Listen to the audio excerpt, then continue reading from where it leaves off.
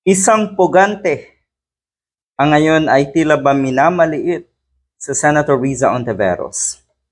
Baka nga yung mga law student pa lang, Mr. Harry Roque, kasi gulong-gulo na ang kaisipan mo, hindi mo na alam kadalasan, hindi mo na alam yung pinagsasabi mo, nagpakababa ka na rin. Sa tingin ko, marami ka ng bagay ngayon na hindi naiintindihan sa mundong ito. Lakas ng loob na itong damuhong ito na hindi daw naiintindihan ni Senator Riza Ontiveros yung desisyon nga ng Korte Suprema tungkol sa impeachment case ni Sara Duterte. Ang kapal din ng mukha mo, yung galit mo ang pinagmumulan ng lahat ng ito. Remember kung paano ka pinahiya, kung paano ka napahiya sa Senado sa investigasyon na pinamunuan ni Senator Riza Ontiveros.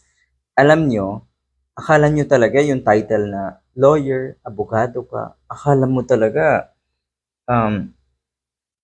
yun na yun?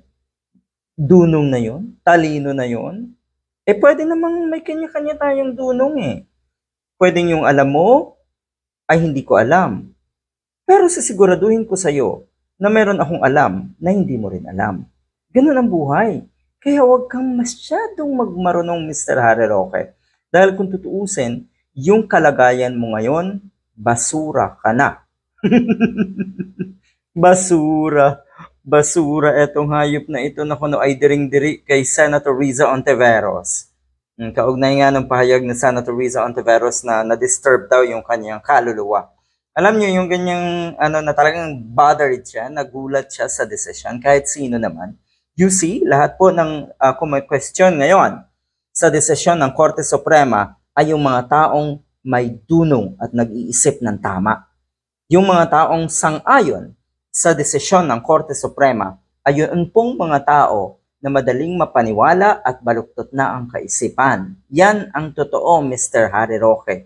Diring-diri ang gagang ito, 'di ba? Tignan niyo naman ang itsura ngayon ni Harry Roque. Mr. Harry Roque, tignan niyo pong itsura niyo ngayon sa salamin kung gaano ka rin nakakadiri.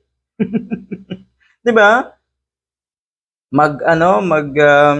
Or itinuturo ang nasa Malacanang na bangag, pero ang totoo, ikaw Mr. Harry Roque ang mas malala pa sa pagiging bangag kung ano yung itsura mo ngayon. At ngayon naman, eto nga, diring-diri ka kay Senator Riza Ontiveros. Tignan mo sarili mo from head to toe, Tignan mo itsura mo. Mr. Harry Roque, demonyo ka. Galit.